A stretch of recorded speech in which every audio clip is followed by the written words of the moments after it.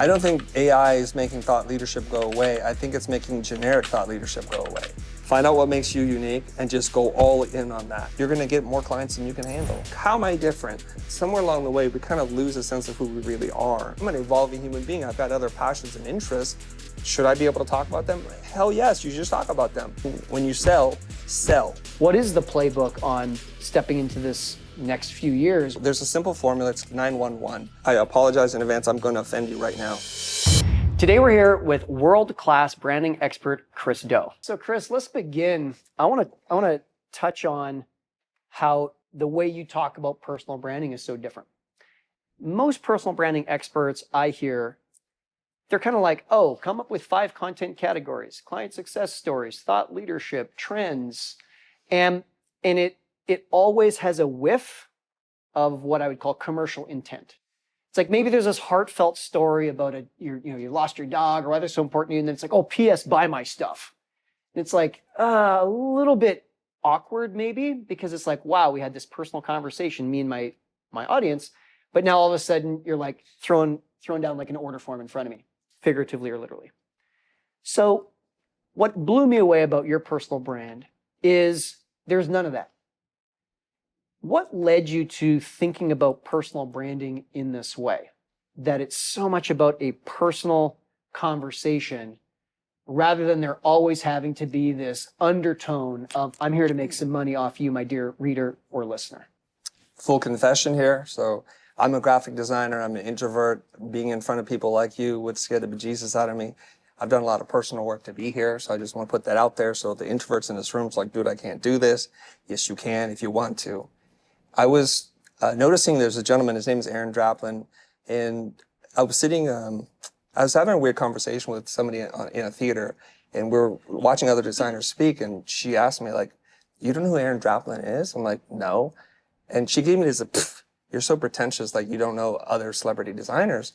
And then I went home that night and checked him out, and I was watching his TED Talk that he gave in Portland, and his delivery was beautiful. He's like a really large man, trucker cap, jeans, and he just gave this presentation. I said, man, this guy is so charismatic.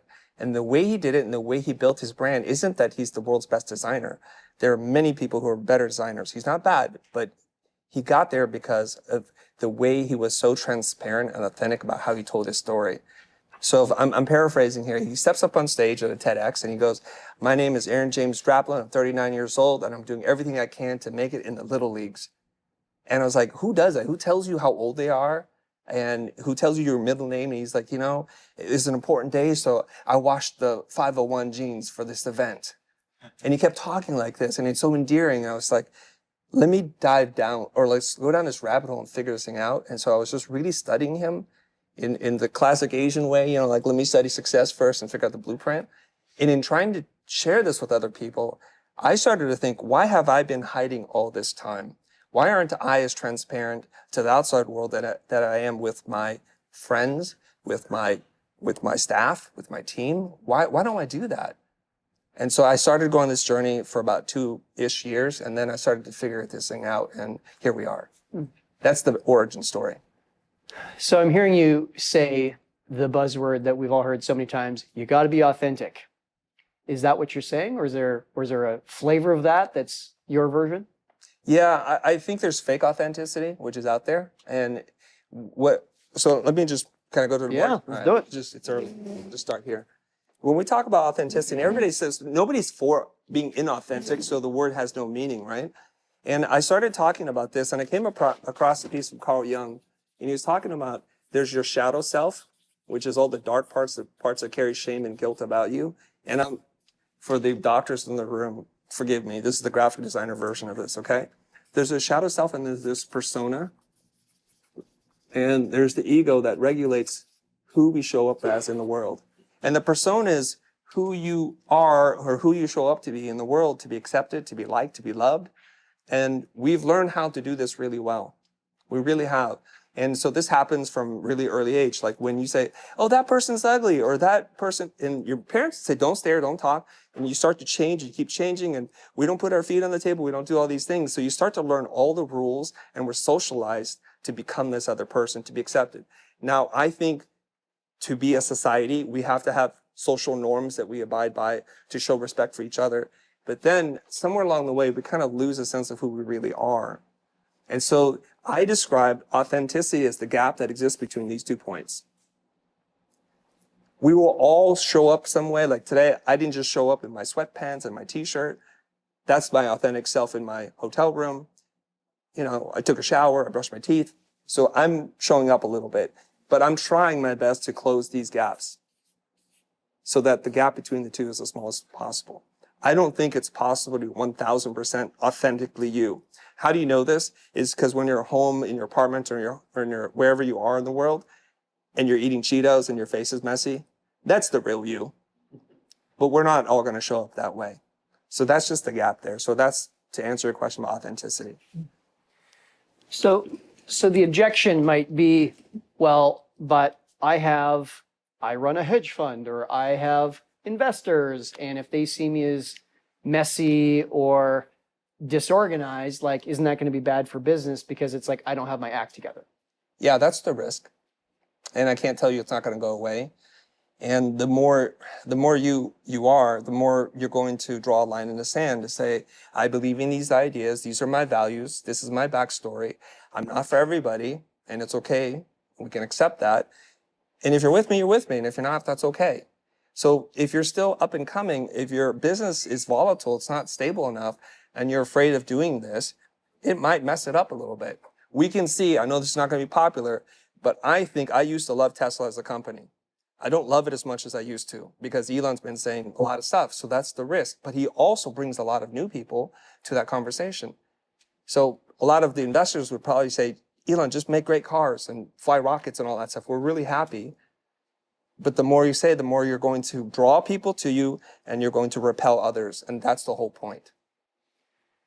So how do you view, I mean, there's a lot of like freedom of speech. I want to be able to say myself, be myself. How do you balance that against an equally important topic that is not talked about much, which is responsibility of speech? That's a really great question. I'm not so good at answering that question because I think in us trying to be so responsible and thoughtful and intentional, I think we start to edit ourselves a little bit too much. I would rather have all of you who are interested in this practice a little bit more of like radical candor than to be so careful. Because I think we've skewed so far on one side, like when we're reading things on LinkedIn, on Twitter, it's like, what is your point of view? I don't even know where you are in this piece at all. Is that what you're asking about being responsible, or is it something else? No, that's great. Okay. So yeah, what I'm hearing you say is, there's like, I want to be careful not to step on people's toes, and you can over-index on that, and you lose yourself in the swirl. Yes. And I'll say this, because sometimes I do put out something on Twitter or X, and I'll say something that I was inspired in a moment, I wrote it, and I walked away from it, and then I turn around a couple hours later, there's all this negative feedback. Not in a million years through my lens did I ever read that thing the way some people are reading it. So I have to say, friend, I didn't see it like that. Let's have a conversation about it. And they're not really that happy to have a conversation. They just want to let you know how they feel. And I think that's okay. And I say this, right? I think we all have a track record. You read like amazing, impressive bios and resumes of everybody here. Is it that we have to prove ourselves every single day of our lives, or can we have some credit for the things we've done? So I was really kind of hurt because I thought this person was my friend. And I asked this question somewhere on Twitter, and then she just went on the attack. I'm like, oh, I thought we were friends, and I thought you knew me better than that, and you were just jumping in on that. So in my mind, I had to put her in a different category. It's like, we're not as close as I thought. You don't have my back like the way I thought. And so I kind of think, and it's a dumb thing that creatives say all the time, and it really bothers me. You're only as good as your last piece of work. No, you're not. Because you're saying I must prove myself for the now until I'm in the grave. That doesn't make sense to me. So if you've shown up with genuine values, taking care of people, being honest and sincere, maybe that one thing that you put out there, in the context of this, we understand. But we kind of live in this like 2-minute cycle of news, and it's like, can we get away from that a little bit? Am I hearing you correctly to say that your view is kind of like, hey, you got to take me in the context of everything I've said in the last 1 to 5, maybe 10 years or something like that.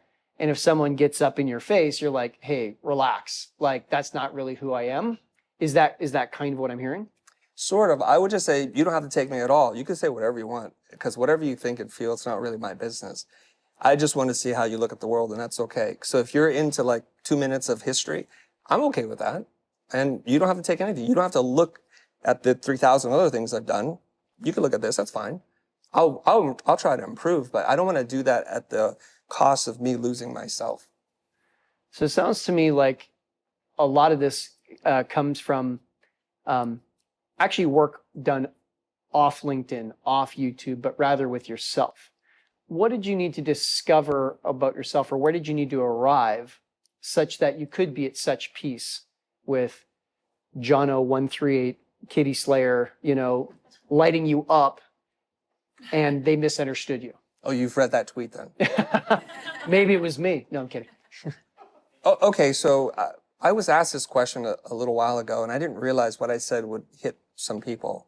And then I've been thinking about it. So there was a gentleman, his name is Omar, and Omar asked me, hey, Chris, so I'm really interested in personal branding. What's the first thing I should do?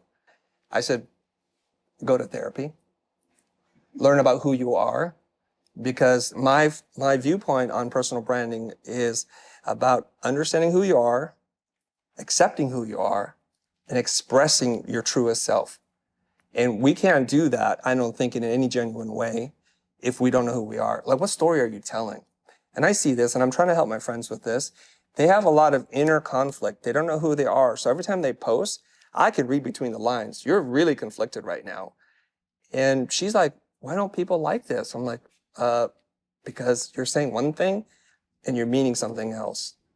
And she's constantly putting the inner struggle out for people to read.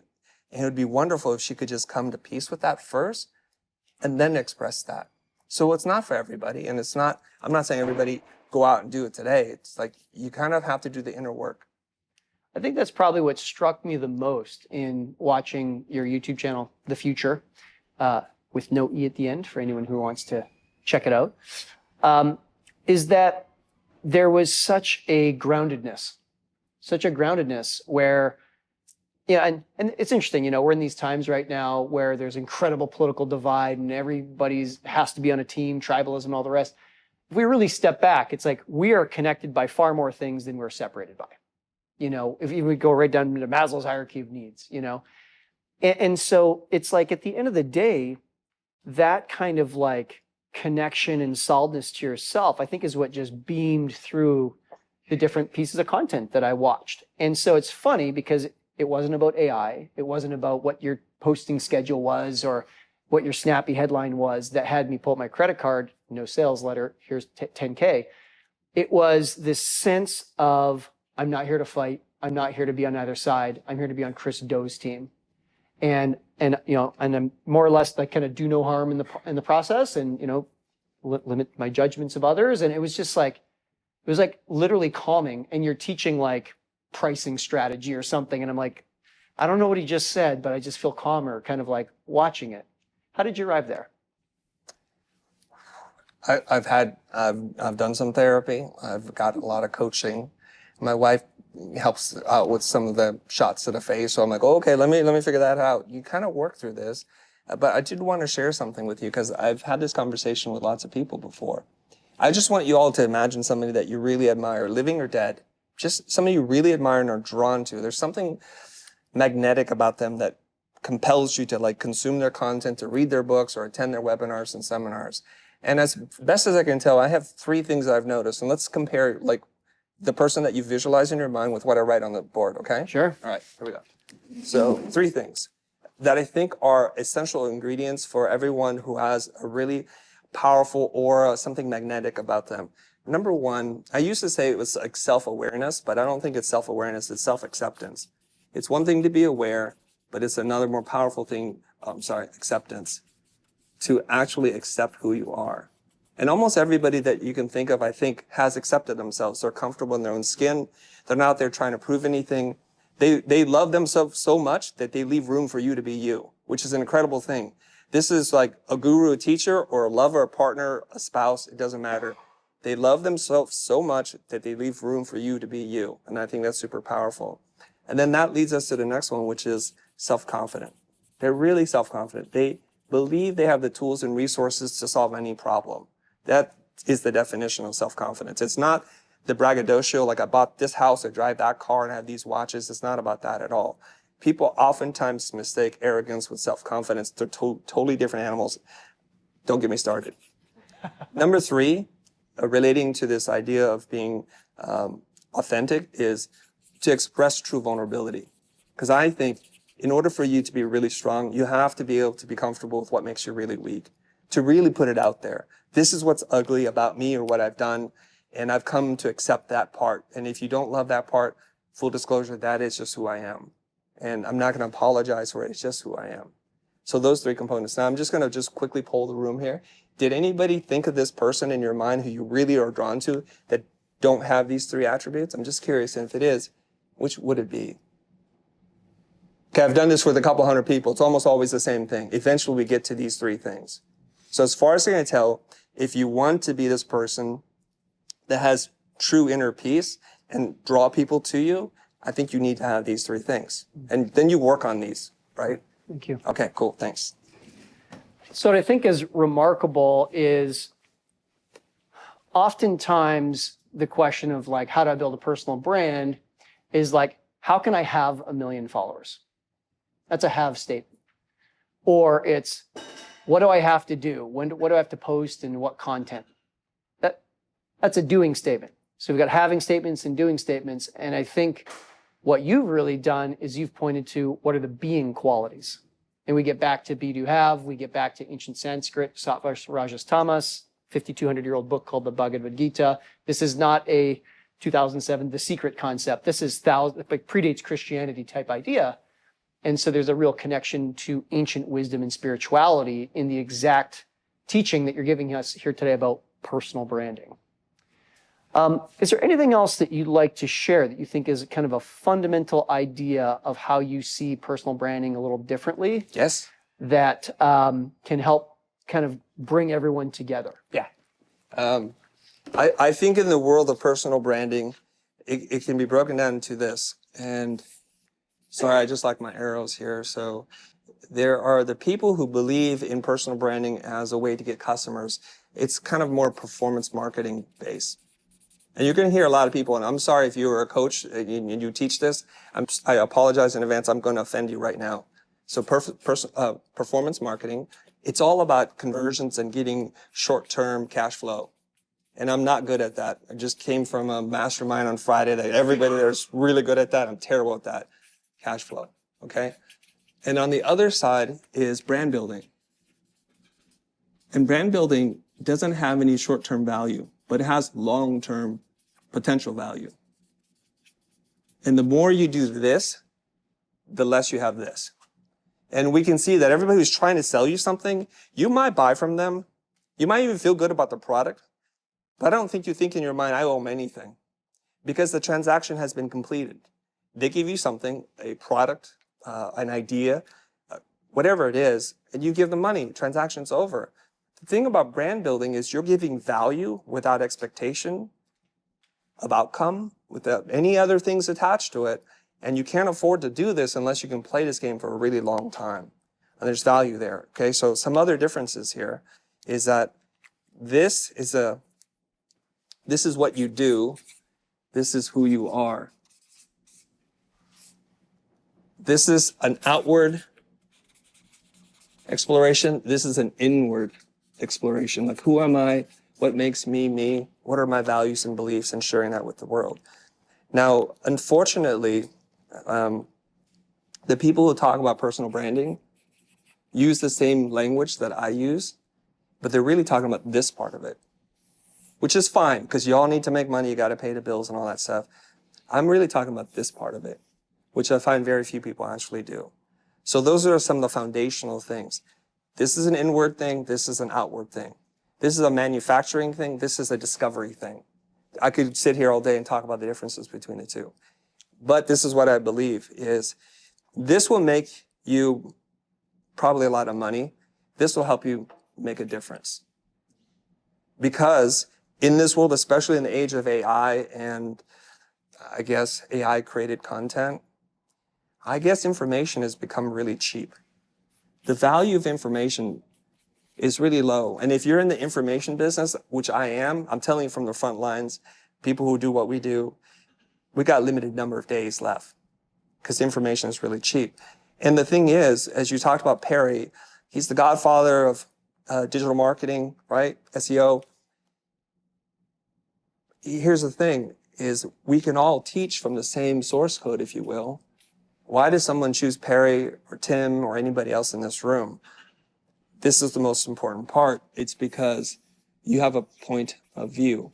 We're not buying the information so much as we're looking for you to be the trusted person to lead us to whatever it is we want.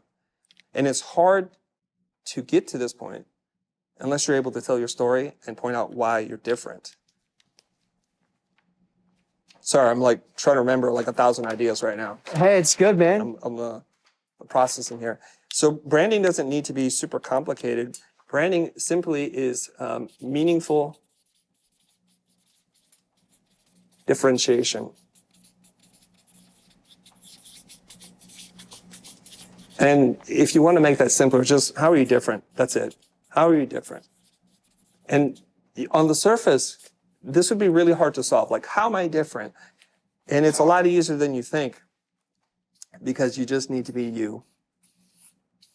Everything about you, your story, your ethnicity, the city which you live in, your experiences, your challenges, your struggle, and so on and so forth. These are all the things that make you you.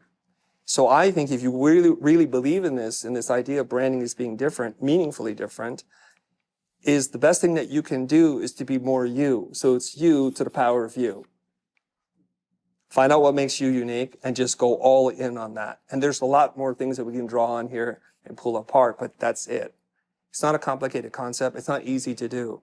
I hope I'm saying his name right, but Greek philosopher Thales was asked this question by students, what's the most difficult thing in the world? And he says, to know thyself. To know thyself. And I think from now until you're dead, we're still searching for who we are. The joke is like they asked him, like, what is the easiest thing to do? He said, give advice. Couple last questions before we turn to Q&A, so everyone get ready for your questions. So let's say I'm sitting here and I'm going, you know, Chris, I agree with you. I'm ready to be me. I'm ready to be transparent. I'm ready to be vulnerable. There is some amount of action that needs to happen next. Like I'm putting keys to a keyboard or a camera to my face or whatnot. How do you view the mix of commercial intent versus just sharing myself with no commercial intent? Do you have like a certain cadence or a certain way? Like some people teach you should say, P.S., buy my stuff at the end of every personal share. Or do you have some kind of like ratio of like, you know, authenticity posts to like commercial posts or something? Yeah. So I was helping out with, who was it? A bunch of people in the real estate mortgage space. So pretty dry stuff, right? And they're like, oh, my content, nobody looks at it. I'm like, it sucks, doesn't it? When you put out something into the world and you think it's valuable, you put your heart and soul into it and it just gets like nothing, that sucks. And the way I was able to help them figure it out, like your content's on life support. Your content, no one cares about. It's almost in the grave. And so there's a simple formula. It's 911. You're going to call 911. It's an emergency. I got to get my contact back online. My ratio roughly is 9 pieces of pure value, no selling at all. Don't mix up the waters. Don't do 90% content and value and then 10% buy my stuff. Because as soon as you do that, then we say, oh, your whole intent of giving me value was to serve this other thing. So you're robbing yourself of the goodwill that you just have created. So don't do that. Create 9 pieces of content, pure value. And then when you sell. Don't try to like be shy about it. Don't try to like, oh, content and selling. Just say, I got a course. I got a workshop. I have a new book I want you to buy. I'm singing, performing, dancing, or whatever it is we're all doing in this room. Be there. Buy a ticket. And you can do this unabashedly without reservation because you've already given the value. And you would say, okay, that's good, right? But there's this one other component that's very, very important that you do, which is you have to do a piece of content that shows you being you. So I've given you value. I'm selling you something because I got to pay the bills. But then where are you in all of this stuff? And it's a mistake that I made, which was to create content because I identify as a teacher. I want to teach people. And I was like, no one wants to hear from me. Who cares about me? And then I heard from a friend of a friend who said, yeah, his stuff is cool, but I don't know who this guy is. I don't trust him. So there's a trustability and I think more important factor, which is relatability. I don't know who you are. You haven't shared with me your point of view. Oh, you have kids? Okay, what's going on? Like, where do you live? What are your struggles? And when we see that, I think we can relate. And so that ratio, I think, is pretty good. Now, it doesn't need to be like that. It could be 7-1-1 or whatever. But don't flip the equation. Don't do 9 pieces of selling, 1 piece of value.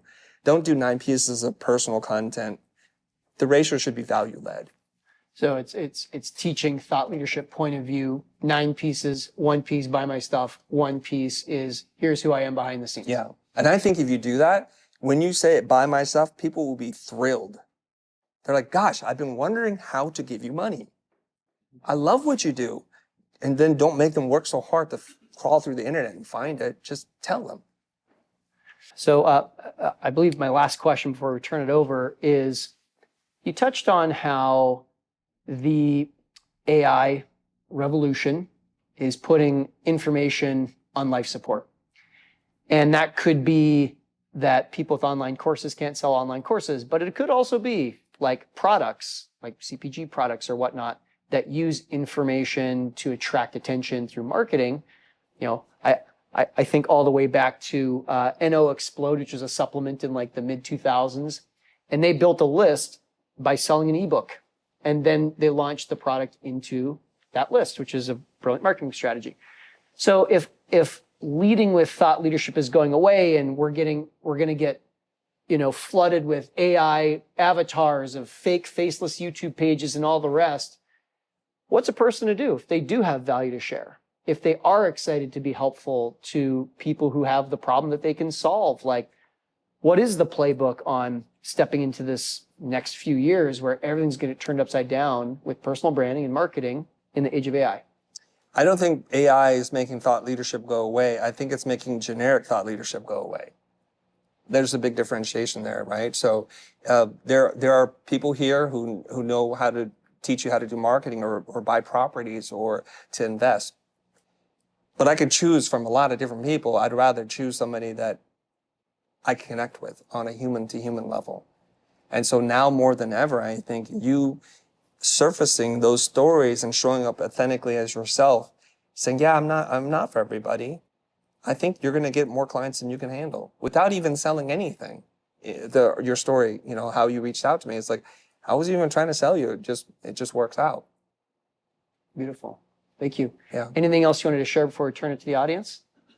No, I think I'm good. You're good for now? Yeah. Okay, cool. Who's got the first question? Clarissa. Would you stand up so we can all hear you? And then Chris, if you can. Yes, I'll try. Will you remind me if I forget? I will, yeah. Repeat the question for the report. Okay. Just with everything you're saying, thank you for being here. My question is, I started off super niche. It was just Austin. I know a lot of people in here can probably relate because they all have very niche brands, but then I started to get antsy and I started to get bigger opportunities. So then I went nationwide, and then I was like, okay, I don't want to just talk about music and this. I have female empowerment and I want to talk about this. So I started having this just like turnover of followers, or people like, oh, you're not talking about this anymore. You're talking about this.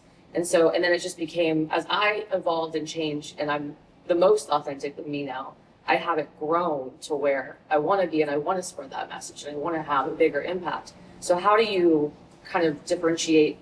You want to have, because I have like really loyal OG followers, but then I've kind of gotten away from my niche, which is, what got me to where I am. So just kind of understanding, how do you grow, or should I go back and niche down just to kind of build that momentum again? What would you advise? Okay, great question. And I'm going to just quickly build on that. Could you repeat the question then? Yeah, sure. Okay. Yeah, so Clarissa or Clarissa? Clarissa. Clarissa, thank you, Clarissa. So Clarissa's question is essentially, hey, I built this great following around a specific topic. I mean, her handle is the Concert Queen, right? It was, yeah. It was. My name with Concert Queen on the end. So, right. Yeah. And she's very here in the live music capital of the world, Austin, Texas. Very clear value proposition if you're going to follow her Instagram. As she's grown in notoriety and fame and more opportunities are coming her way, she's opened up the spigot where it's not just Austin, it's now nationwide. And she started talking about items outside of going to concerts and what's hot into women's empowerment and whatnot. And she's getting kind of like some mixed reactions from her audience, and her page hasn't grown the way that she would like it to. Where to next is her question. And I'll add on to that, like, I heard a really good point from a YouTube expert on YouTube the other day who said, if I'm a fan of Breaking Bad, I want to go to Netflix and I want to see more Breaking Bad. I don't want to see the actor who plays Walter suddenly doing stand-up comedy when I came for Breaking Bad. Okay. So how do we help Clarissa to... I like your example. Thank you. Because I'll watch Better Call Saul. And arguably, I believe it's a better show. So it's like we do spin-offs and we build we do world building. We're not just creating different verticals to get into. So the question I have for you before I'm able to answer it is, how long were you making content in the niche space? Probably for about 5 years. Okay. So 5 years? Yeah, 5 years, coming up, okay. Like 8 years actually, like this week, like South by. But now, like I said, it's just expanded. Okay. I have all these varied interests now. It's a great question, and it's a very real one that people have to deal with. I only ask you that because sometimes people do it for like 6 months. I'm like, Long time. okay, there's probably a focus issue more than anything else. So what happens is you start in your niche, it's beautiful, you attract this hardcore audience, and then you start to realize, well, I'm an evolving human being. I've got other passions and interests. Should I be able to talk about them? Hell yes, you just talk about them. And what happens inevitably is people are like here and like, hey, come back. We miss you. Don't you want to talk about this anymore? And we're like, well, I want you to come along with me, but I'm growing, I'm expanding. But the theory should be that when you're growing, expanding, reaching a broader audience, you should actually have more people joining you. Gary Vaynerchuk talks about this. A lot of thought leaders and experts know that they're going to hit the edges of how far they can grow. Organically, they just grow, or maybe through intention, like, oh, I need to take the next step. We just do that.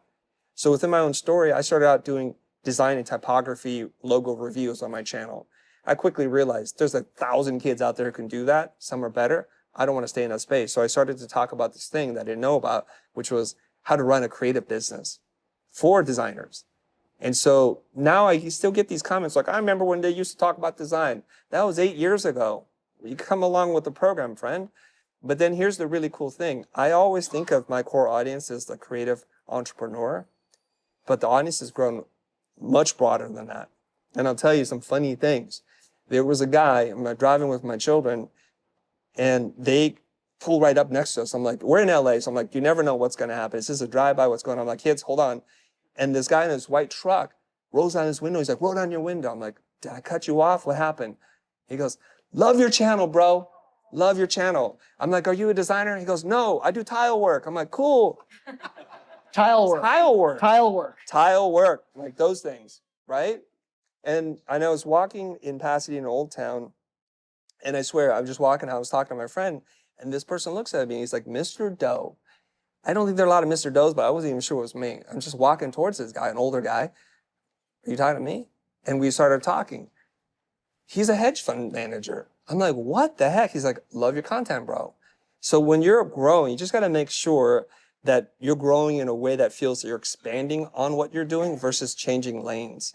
So I think perhaps, and this is just a hunch, women empowerment is such a big lane change that now it's fracturing.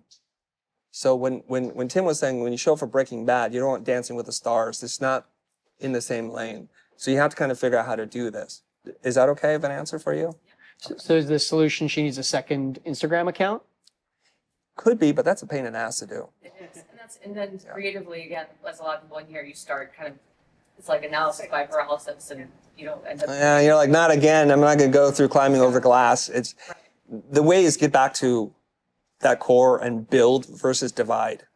Okay.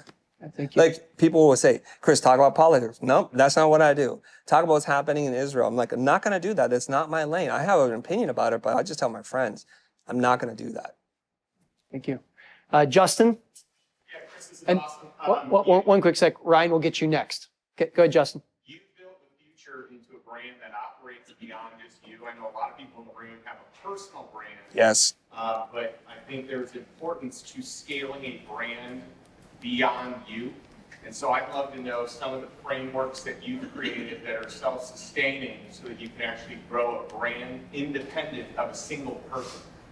So the question is, and make sure I got this right, Justin, tell me, is Chris has gone, is it more about the future? Is that the brand? Yeah. So Chris has gone beyond Chris Do, and he has a brand called The Future. What frameworks, what worldviews, what beliefs, what steps or habits did Chris need to be able to go beyond just the Chris Do show? Did I get it right, Justin? Yeah, scaling a brand, but without you being solely responsible to scale that brand. Scaling the brand without him being the person who's in every single video and writing every script. And okay, thanks, Justin. That was a deceptively simple question with a super complicated answer. You want to go there? We'll go there if you want. All right, let's do it. Okay, so here's the thing. The question is always like personal brand, corporate brand, what's the difference? And there's gigantic differences, okay? Hopefully I can draw this in a way that makes sense. That's the megaphone, okay? That's the corporate brand. And if you are nowhere to be seen, what are they amplifying? So what you have is you have a lot of your people. Sorry, those are people. They're just going to make up stuff. Oh, what is your name again? Justin. We're just going to make up what we think Justin is thinking about, right? So they just say things, and yeah, they start to invent things. And it can work, and you can get sales. And you know what happens with really large brands as they grow? They go so far away from the founder's story that we don't even know what we stand for anymore. So it's just a bunch of corporates deciding, and lawyers, I think, deciding what we're going to say. All right, so they need to know what the text is. In the word of Justin, what has Justin said? So Justin has to create a lot of content so they're like, this, we hear, we understand, we can draw on this and we can magnify it through another channel. So when I was first starting out, I just gave the social stuff to people, and I hired a bunch of different people. It all failed. Over a year and a half of trying with 3 different types of people and companies, it all failed because they were just making up stuff. The easiest way to do this is you start creating a book, lecture, something that's long and it's meaty, that really shares your point of view. So, make a biblical reference. The apostles need some story to tell, and you have to give them something to work with, right? So as soon as you start doing this, you'll see they scrape your content and they make other digestible versions of it, and they post it on different platforms on your behalf. So what we want to do is make you in the thinking space and the POV space, not the production and all the other stuff that a lot of us get caught up in, right? So here's the beautiful thing. The more of this that you do, the easier it is for these people to say, hey, I can predict what Justin is going to talk about. I know what his take is. So now what they do is, Justin, what's your take on A, B? What is the weirdest client experience you've ever had? What is the dumbest investment you've ever made? And then you can tell them. So now they're co-creating with you. And so you're like, okay, so I just show up and they just pepper me with stuff, or they run show ideas by me, and then I can produce that content. The maximum use of your time is just to record that initial piece of content. And that's it. Just out of curiosity, because I heard some people are doing podcasts here. How many people host their own podcasts? Can you raise your hand? Quite a few. And do you record video as well? Some? Okay. So some tools. Are you doing a podcast? Yeah. What do you use to record? What platform? Riverside. Perfect answer. So if both you and the guests are doing Riverside, of course, high quality video, you can take that one piece of content and make 1,000 pieces of content from that. Is that what you currently do? Yes. Okay, so you have no problem there. And Chris, for context, he's got a USA Today, Wall Street Journal best-selling book. Yes. The rich. So he has all this stuff already. Mm-hmm. So you probably have decades worth of content to mine. Is that the challenge then, or? Yeah, so I guess to a certain degree, then the content creator is always on the hook to at least create content, but it'd be nice to not always have to be the voice of the content. When you say the voice, can you expand what that means? So your concern is that you are you going to be on the hook to perpetually be there to just keep creating content, even if you don't have to produce it? Correct. Okay. Yeah. What if you get hit by a bus? Well, authors die, teachers die, their teachings continue on. Here's the remarkable thing of, like, everybody says, who's the most influential person in martial arts? And I always say Bruce Lee. Bruce Lee, for the number of films he made and the years in which he was teaching, it was very, very short. But he lives on through media, through his teachings, and it's still, he was deeply philosophical. I think he was a better philosopher, possibly, than a martial artist. But but at least he brought those two worlds together. So I have to imagine with you, Justin, that you have decades of content that's just sitting there waiting to be unearthed and to be transformed into some other kind of content, right? That's correct. Okay, so there's lots of things that you can do. Now this gets into the uncanny valley, some scary stuff. I'm not necessarily a proponent for this just yet, but if you recorded enough content in video, you can live forever. I'm not in love with that idea just yet, but you could, right? And I think about this, one day I will die, and I would like for my children, my two boys, to be able to have a conversation with their father in a voice that sounds like me, that looks like me, that is built on my ideas. I think I've made enough content that the GPTs will be able to synthesize some version of me. And that's a beautiful thing. Now, right before getting here, one of my friends from the UK texted me and she said, Chris, you just came up in GPT. I'm like, did you ask for me? She goes, no. She just asked general questions about broad topics and my name keeps coming up. I'm like, dang, the content is working for me. So we've been previously thinking about Google as the powerhouse. The new paradigm shift is, what is AI saying about you without using your name? That's the real power play. And in fact, there was an NBC producer, and I got on a casting call, and they're like, oh, we want to potentially cast you for a show. And I'm like, oh, how did you find out? Assuming you've watched something on YouTube, you read something on Instagram. They said, we did a Google search, and we asked ChatGPT, and your name comes up. So those of you who are still kind of reluctant to get on the content game, let's get on it. And I know a lot of authors do this. They try their best to make all their content hidden because they're afraid of digital piracy, and that's a real thing. But by hiding the content, you're also preventing the robots to find you and other people who really want to work with you to find you. So, Justin, I don't feel like I've answered your question. And I endeavor to answer your question. Well, I think it was a great start Okay. For it. You know, it's funny because my brand is very much about buying your time back so you don't have to work. But in order to keep producing the content, I need it to be in alignment with that philosophy. So I don't want to be a slave to anyone or to anything. Right. So here's the other thing too, and I'm a little nervous about saying something like this, but like say for example, if you were to hire some person to speak the parts of what you're supposed to speak, even though it's not their ideas, they're your ideas, the people are going to fall in love with that person and not you. And it's kind of important that it be you. So there's a guy, I forget his name. I think his name is Devin, but I forget his name. But he goes by Legal Eagle on YouTube. Anybody watch Devin. Legal? It's Devin. Devin. Legal Eagle. I talked to him. We were having dinner at kind of a creator party. And he has his paralegals writing all the content. So he just does the bare minimum that he has to do, which is to be the guy on the camera, at least for now. So if you can commit to like maybe a day's worth of shooting a month, I think you would have more than what you need. Is that okay? I think there's also something compelling about saying, what's the main thing Richard Branson does? What's the main thing Elon Musk does? What's the main thing presidents and heads of states do, right? Spokesperson, spokesperson, spokesperson, spokesperson. I wouldn't fault you. You know, I know that you really want to be aligned in integrity with like, well, hey, I worked myself out of a job and now I'm just the lifestyle guy. But I think that there's a deeper calling there, Justin, right? Where you've accomplished that. And now, I'm not saying it's a moral obligation, but I feel your calling to be like, I want to help as many people as possible get what I have. This isn't about me having a 9 to 5 creating content. This is about like a deep calling. This isn't work. This is a legacy. This is a contribution. In my view, and I've read your book and we're friends and all the rest, like I wouldn't put in the bucket of I have to go to work. I wouldn't put talking about my life's mission and purpose and contribution to free people to live their greatest lives with their families and raise their kids. I would not put that in the bucket. You doing that regularly, I would not put that into the bucket of 9 to 5. I'm a slave and I'm now a hypocrite or something like that. So maybe just that reframe is helpful. I have one more thought about this. I have often struggled with this definition of art and design. Design is commercial, it's transactional, there's a client, there are terms and conditions, we know who's in the driver's seat, and I endeavor to do a great job for my clients. But artists, what they do is they just create. If you want to buy it, you buy it. If you don't, but they have this deep fire inside of them that they don't know how else to express themselves. The ones who are business savvy, who understand what the world wants, they have commercial success.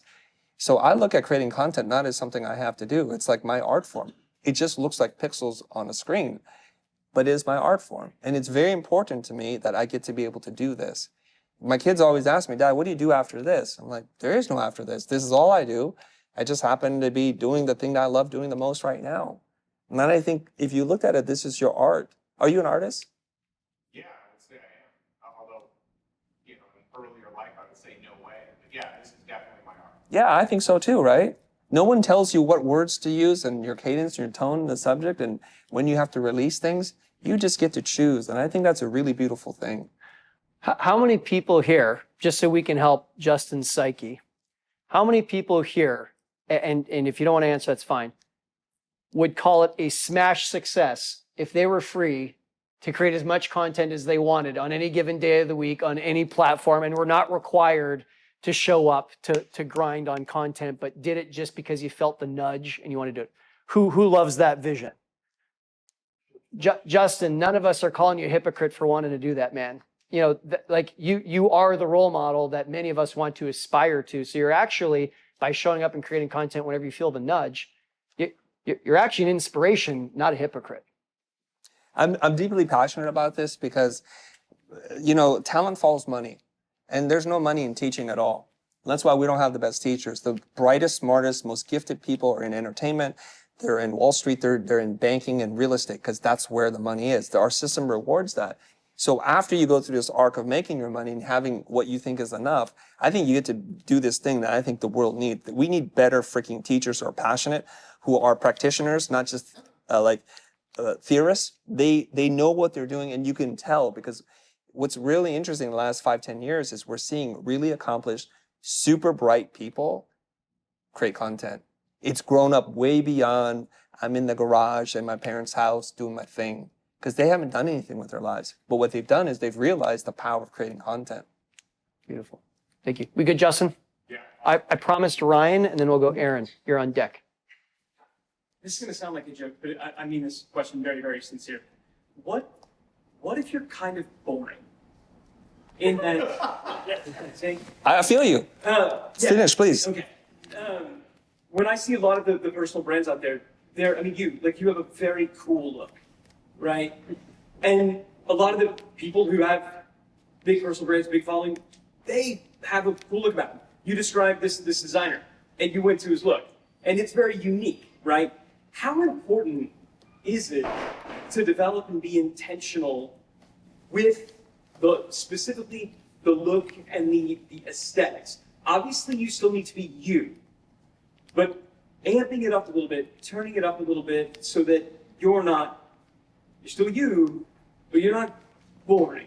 You're not you in like Costco jeans, if that makes sense. Yeah. So the question from Ryan is, how do we... Not just getting wrong Costco jeans. I feel so called out right now. In your Costco Yeah. band skirt? Yes, that's right. Yeah. So Ryan's question is, what if I don't have a rock star appearance or the artist or some kind of badass physical adornments and appearance? What happens if I'm a little suburban? What if I'm a little hedge fund manager-y? What if I got more khakis than I've got tattoos? How can I be interesting? Where's that line between being a poser just to look good, just to be flashy on camera, versus being authentic? Because actually, I kind of like my khakis from Costco. Sure. Thank you very much. Yeah. Yeah, you like to buy your food where you buy your fashion. I get it. Okay. That's what you're talking about, right? Okay. I think Ryan's talking about that. Yeah. Not you personally. For a friend. Yeah, My friend, yeah. my friend. Hypothetically speaking. Yeah, okay. So there's this thing, it's like your niche expertise, right? Like what you're really good at. And what you do could be super boring as hell. Okay, that's fine. No one's gonna watch that piece of content. But I've found there are ways that you make your boring self, which I don't think you are. I think we all have that self-dialogue, but that's not really true. So what we do is we kind of look at what are people really interested in? What has broad appeal? I saw this thing the other day. I thought it was hilarious. So there is a person who was like trying to do something, and a shoe from somebody on a swing behind them flew off the swing and hit them in the back of the head.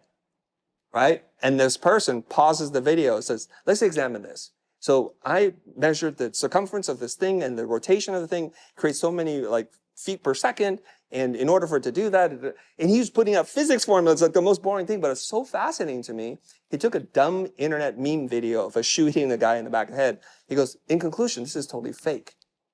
So I thought somebody talking about math and physics was really interesting. Neil deGrasse Tyson was speaking at a YouTube conference. He said this thing, he goes, it's really weird. One of my most viewed pieces of content was around something I didn't even really think about. I'm watching a football game. It's a championship game.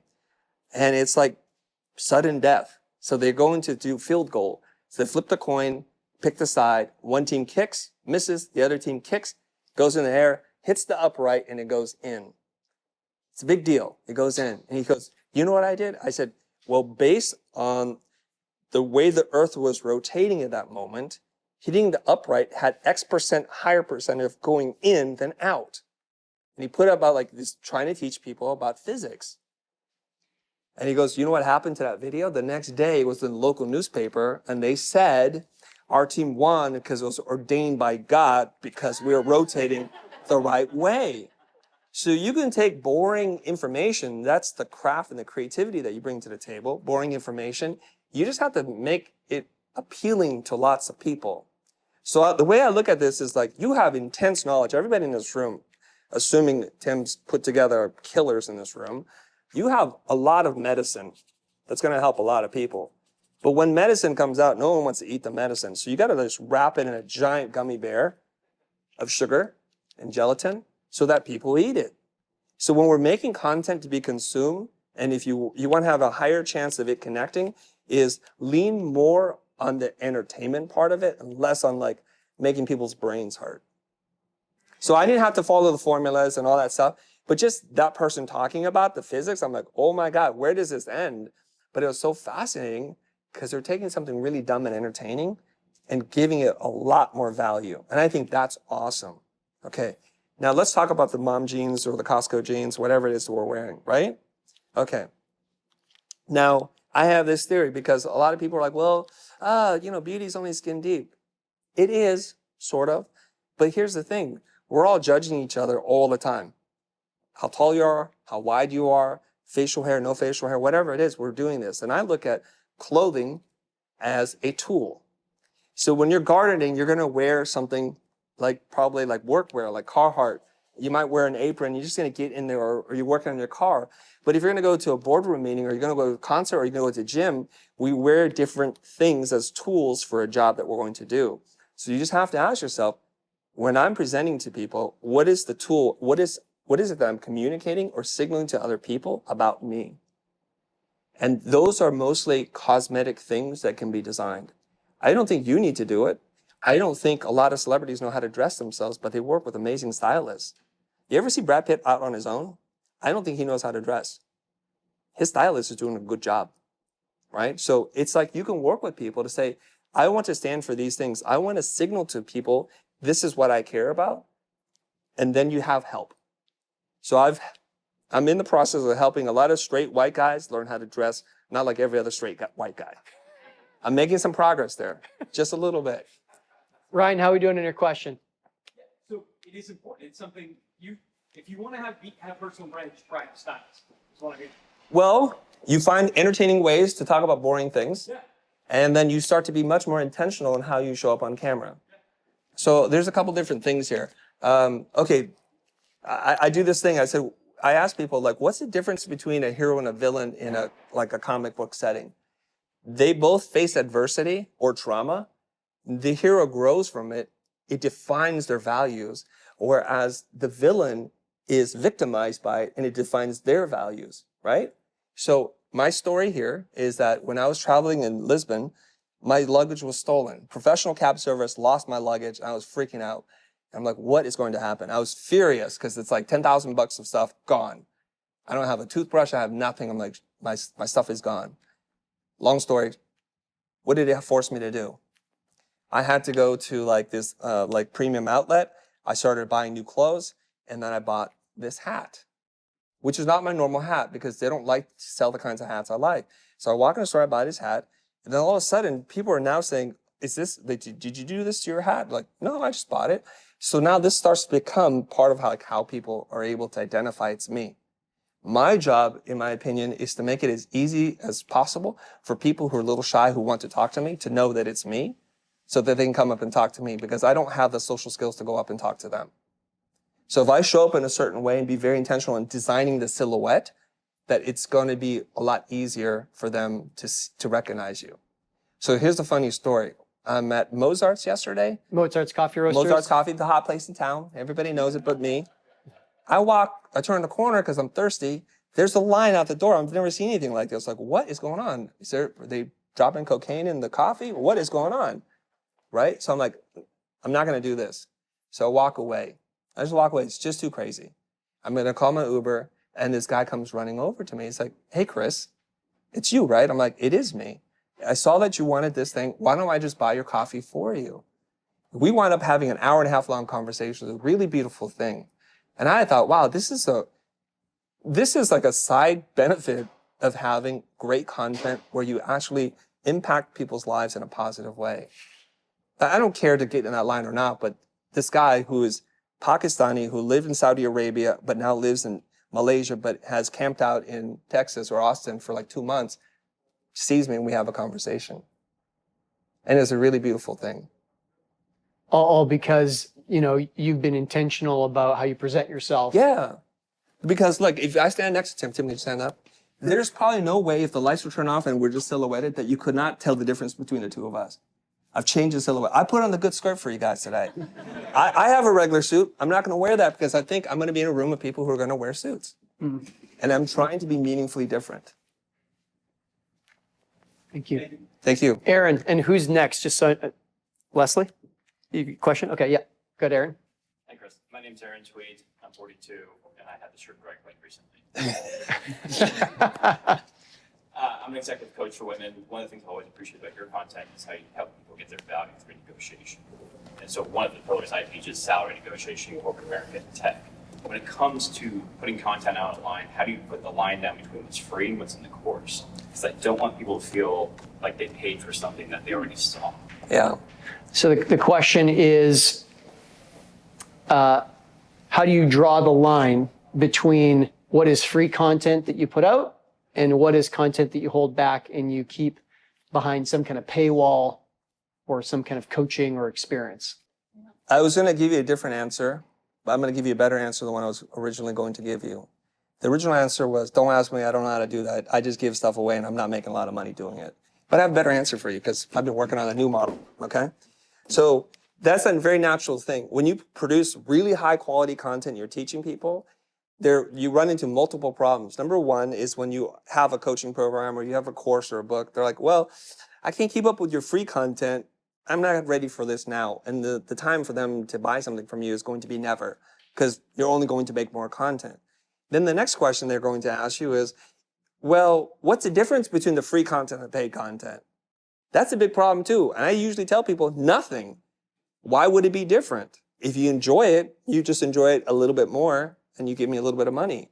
So that becomes a huge problem. I'm tired of dealing with those objections, but I think I have a different model now that I've been exploring the last year. So I might change my answer in 2026. We'll see, okay? So you have a lot of free content, it's here. And people can watch that. But like I said, information it's becoming cheaper every day. So you don't want to be in the business of selling information. I think you want to create an experience. And how can you do that? So here's the cool thing. I do talks, right? So I get paid to be a keynote speaker. I do talks. I get usually somewhere between 30 to 50K to do a talk. And the only reason why I get paid that, I think, is because I have a social following. There are way better speakers. There are people who have written way more profoundly influential pieces of work. But in this day and age, the currency is in media and attention. They think because you have a following, therefore you put butts in seats. So I do talks and I get paid to do talks. And the talks would range between 30 minutes to say 60 minutes. That's cool. So these people help to make the talks possible, and there's one way to make money. But then I've been doing this recently. I've been doing workshops. Now the workshops are a lot more expensive per person, and I'm able to do that. So the talks create interest in how do we go deeper with you? We'll do workshops. Well, when I do the workshops, then people ask, I want your help, your personal help in doing this thing. So that would be like a high ticket, high touch consulting. And I'll tell you the story in a second. Consulting, right? So this would be like 30K to do, 30 to 50K. The workshops, depending on how many people show up, it's a couple $1,000 per person. If you sell 100, maybe that's 200K. You can do that. And then the high ticket part is you have an offer in case people want it. How do I go deeper with you? So I prototyped something with Tim and a few other people that I had to rethink for the last year. And now I have a new offer. So the new offer is it's going to be $100,000 to work with me. Now here's the weird thing. A person who attended the workshop was in my DM saying, I love everything about what you do. I just want to learn from you. What would it take for you to work with me? I said, I don't really have anything, but I've been playing around with this idea. It's going to be something like this and something like this. She goes, I want to be your first customer. She already made her first payment. So now we're working together. Here's the wild thing. I'm on the airplane. I run into somebody. We're talking. And I'm telling them the crazy life that I live. They're like, I want to buy you dinner and convince you why I should be your second customer. I love this. People want to buy you dinner to give you $100,000. That's pretty cool. That's really cool, right? So you understand that? So perhaps there's a way for you to do this. The most beautiful part to this, it's like sustainable. It's like this loop. So as you do your workshops and you do your talks, you make more content from that and you go backwards. So it just keeps going round and round and round. And then you can also do, I think, like group coaching. You can have a group coaching program because people just want more time with you. They just want more time with you. This is not an overnight plan. This is not a get-rich-quick scheme. This is a go pour slowly. But eventually, you can get through this. My friend Daniel Priestley shared this concept with me, and I'm just full-on stealing it. He goes something like this. There's a graph. This is time and effort. This is results. So let's break this into four parts here, something like that. He goes, when you start making content, it takes a really long time for you to see any result. That would be like year one. And it would just go like this. Maybe you have a little bump here, it's cool. And then it's just like, this part sucks, this is the valley. And it goes like all the way to this part, and we never know when that's gonna happen. It goes like that. It just goes like that. He goes, the problem is most people just quit here. Or they quit here after it stops becoming fun, right? But you don't know. And the thing is, I could not guarantee to anybody here who wants to build a great personal brand, you have to have some kind of X factor. The thing when they say you have it, you have to have it. And I can't predetermine this, but I know the people who are really determined to do this and are doing it right now, I could probably help them accelerate this process to figure out if you have it or not. There's no guarantee. But the really cool thing is when you're able to build a personal brand that attracts people, doors will open that you didn't even know existed. A publisher will reach out and say, hey, we want to republish your last book. Can we do that? Or maybe somebody that you really admire, when you bump into them at a party or something, they're going to say to you, man, I really love your content. Do you guys know who Simon Squibb is? Simon Squibb? He's the guy who wrote this book, like, What's Your Dream? He's a British guy. I think he's a successful entrepreneur. I don't know him that well, but he approaches people on the street and he says, excuse me, what's your dream? And he actually helps them promote it, or he gives them money. It's a beautiful thing. He was in Dubai and he recently won the $1 million prize for doing good. Couldn't happen to a better guy. I'd seen him around. I've seen his videos, whatever. I'm taking the escalator down. We both walk out. I see him. And he looks at me and I'm thinking he's just a random fan. He's like, Chris, I love your content. And it takes me a while to figure out who he is. Like, my little rat brain's like, who is this guy? I think I know him. And eventually we start talking. He's like, I have a book for you. He gives me his book. That's the power of a personal brand, that you can bump into a guy who's had interviews or conversations with Richard Branson, all kinds of people know about you before you know about that person. It's an awesome thing. Is it worth it for some of you? Probably not. And if you're not sure, I would tell you don't do it, because it's a lot of work without a lot of reward until you get to here. It took years for me to be able to get to this part. Yeah. We have time for two shorter questions. Okay. All right. I told Leslie she'd get the next question. She's working on that light right now. How do I even pick, you guys? This is hard. I think, yeah. Do you want to do this first, or do you want to do your question? Okay, go ahead. So my question was, you went from typography to marketing. You pivoted, right? How did you make that decision? Was it haphazard or very intentional? So the question is, Chris started with typography and then building a business coaching for designers and then personal brand. So you've kind of pivoted along the way. Was that intentional? Was it an accident? Was it just following your heart? Did I get the question right, Leslie?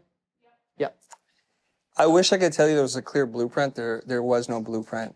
And I actually, the first videos that we made were to support a product that we were selling. And I didn't know what I was doing. I didn't want to be on YouTube. I didn't know how to launch a product, but my business partner at that time did. And he said, this is what we must do. And I was just gritting my teeth, like, okay, I'll try and show up. Super tense jaw on the whole bit and just not liking myself at all. I'm so weird that when the team that were editing the videos and I walked by and I could hear my own voice, I would tell them, I'm like, hey, if you see me coming by, turn off the thing. I cannot hear my own voice. And they kind of laughed. I'm like, no, seriously, I'll fire you if you do that. I want you to turn it off. Wear headphones. I do not want to hear my own voice. And I could not watch my own videos, my face, my voice. I just could not do it. It took years for me to get over that part, just to let you know. It's like you're not alone there, right? I just don't want to do any of that. What I found out early on is when you make content and you try and sell, you don't sell products and you don't get an audience. So the biggest breakthrough in year one in YouTube was when I told my former partner, I don't want to sell anything anymore. It makes me feel super gross. I just want to teach. Let's show up and let's work really hard and let's teach. Of course, that first video started to get some traction. So instead of getting 50 views a day, it was getting hundreds and then thousands of views a day, which was really a big deal for us back then, right? So it told me there was a very powerful lesson there. Give value, stop selling stuff, and you'll grow your audience. And if you just keep doing that. And so and then follow wherever the audience takes me. And I'm like, I'm really enjoying this. It was a former student of mine who asked me for some business advice. And I said, I'll make a deal with you. You can pay me my coaching fee, which I know he doesn't have any money, or you allow us to record this whole thing and then I can get some value from it myself. That video starts to take off. And then I realized, oh, this thing that I took for granted, this boring thing I know how to do, talk about business for creatives, is the thing that the audience, the community wants, that very few people, if any, were doing at all at that time in YouTube. So that was my differentiation point. And then I was able to create content that attracted an audience. Now here's the weird thing. I know you introduced me a certain way. I do not consider myself a branding expert. I do not consider myself a marketing expert. But when people started introducing me as that, I'm like, I better read some books on marketing because I'm just creating content. I'm just being a teacher. And you're all describing it this way. Literally, I'm 4 books from Seth Godin, Permission Marketing, All Marketers Are Liars. This is marketing. I'm just reading more and more books on that stuff because I want to at least earn the description that they're throwing on me. So I'm not an expert at any of that stuff. I just want to be clear. Thank you. Yeah. Last question will go to Mark Riffey because he's flown so far away to be here. I love all my locals. You know that, you guys. Mark's opportunity to be here is a little less than you guys for any future events that I do. So I just want to thank you. Oh, yeah. So, does Spencer have a question? I think Mark's, no, okay. All right, Mark, go ahead. My customers are engineers. I'm a programmer who figured out how to be a CEO. So as a fellow introvert, I'm always trying to figure out what the decoder ring is to get past the incredibly highly tuned bullshit filter of the introvert. Because I'm the guy who wants to walk on the beach by myself in the morning, not because I like to walk on the beach by myself in the morning, because I like to be by myself. You're already more advanced than me, by the way, because I only walk on the beach. I'm staying in the room. 6 in the morning. Keep on. That's the time. Nobody walks the beach. So I'm curious if you have any thoughts on that as a fellow introvert on getting past our decoder rings for, just the wax on, wax off of just leave me alone. I want to sit in my room and program or do my engineering work or do my graphic arts work or whatever. So the question is, as an introvert, like a heavy duty introvert, like computer engineer, want to just be me, my computer introvert, walk on the beach with no one else around me. I guess ultimately is the question, like, how did Chris ultimately come to creating so much content and having a personal brand amidst that constraint? Or is the question more like, me and my types have very high bullshit meters, and I'm afraid that anything I say might just get like chopped off at the knees because my crowd is hypercritical? Yeah, and the theory is that graphic arts people that you started with are a lot like programmers and engineers. We just want to sit in our little room and do our thing. So therefore, communicating to them is perhaps harder. And if there's something you learn from that process. So like, yeah, so it is speaking to ultra introverts. Is there something different about that messaging? Yeah. That's the question. Okay, go ahead. It's a very good question. This is the last question, right? So how much time do we have? This is a deep one. We I do too, by the way. yeah, well, Yeah. How many introverts are in the room? Raise your hand. Okay. Wow. I love that question. Yes. Maybe there'll be an introvert meetup in the networking. Yeah, we'll just stand by Off to the ourselves side. and talk to no one. I'll be on my phone. That's what I'll be doing. So in 7 minutes, 7 minutes. I'll I need to can- take us into the final. Okay, little bit I'll here. try and land it in 7 minutes. Okay. Okay. The introverted question. Okay. I believe this the classification of introvert and extrovert has shades of gray. There's this thing called an ambivert, and I think when we take a test, it's binary. It's like you're this or you're like that. But maybe we're all not like that. You may be to the left of me on the introversion scale, and of course, a lot of people here are going to be to the right of me on the extroversion scale. But I believe a lot of us are in this messy middle, which is the ambiverts, right? And I'll tell you a really quick story. When I was making commercials, clients would come by and my coach would be there every once in a while. He's like, why are you in your room? The clients are here, they're walking around. I'm like, I don't want to talk to them. But what's going to happen when those creative directors that you hired leave? Where are the clients going to go? They're going to stay with you, who they've never met? And I told him, his name is Kier. Kier, I don't know what to say to them. I don't know how to start the conversation. I don't know how to get out of it. So Kier did a really great thing for me. He gathers the staff together. He goes, everybody, it's of utmost importance that Chris be seen by the clients because they're going to appreciate the owner made some effort. Your job is to introduce them and then to make up a reason why you have to pull them out because he doesn't know how to do that. Sure enough, next clients come in. They're like, Chris, the client's here. I'm like, oh God, okay. So they're like, hey, everybody, we just want to introduce you to Chris. He's owner of the company. And then I'm like, hi, everybody. You know, whatever. I just do my bit, right? I'm like, oh, I don't know what we're doing. And I just ask generic questions like, are we taking good care of you? They're like, yes. And if you have a problem, would you just please let me know? And I'll have the producer give you my cell phone number in case there's ever a problem. Please, I appreciate your business. And then like, Chris, we have a meeting for you. I'm like, thank you very much, everybody. I have to run. And that was it. Cool. Training wheels on how to be not a dork, okay? So they would do this over and over again, and eventually I would get comfortable enough where they're like, you have a meeting, like just cancel a meeting, I'm good right now. And I just sit there and I start talking to them. So we expose ourselves to a little bit of discomfort, and the really awesome thing is we grow into that discomfort, so that becomes the new normal. I just think if we seclude ourselves for too long, then we kind of start to shrink. So I'm starting to develop some social skills. Not a lot, but some. And then the next thing he said to me was, why are you trying to be the world's best kept secret? Like, I'm not trying. He goes, fooled me, because you're nowhere. We can't find you anywhere. He goes, okay, what do I do, Kier? Go volunteer, do a talk. I'm like, oh my God, I knew you were going to say that. And now you just said it. Now I got to go deal with that. So I'd go on stage and I'd do my thing and bomb terribly. I get dry mouth. I'm not breathing regularly, so I'm like burping. And, don't eat anything because it's going to run right through my body because the acid in my body is just out of control, right? I remember one time about 2 years into public speaking of just torturing myself. I called my wife after a talk. It was in Seattle for like an Adobe conference. I said, honey, and she goes, what? Why are you calling me? You never call me. Is everything okay? And I said, everything's okay. It's the first time I didn't feel like I wanted to vomit. She goes, retrace all of your steps. Figure out what it is. And you know what it is?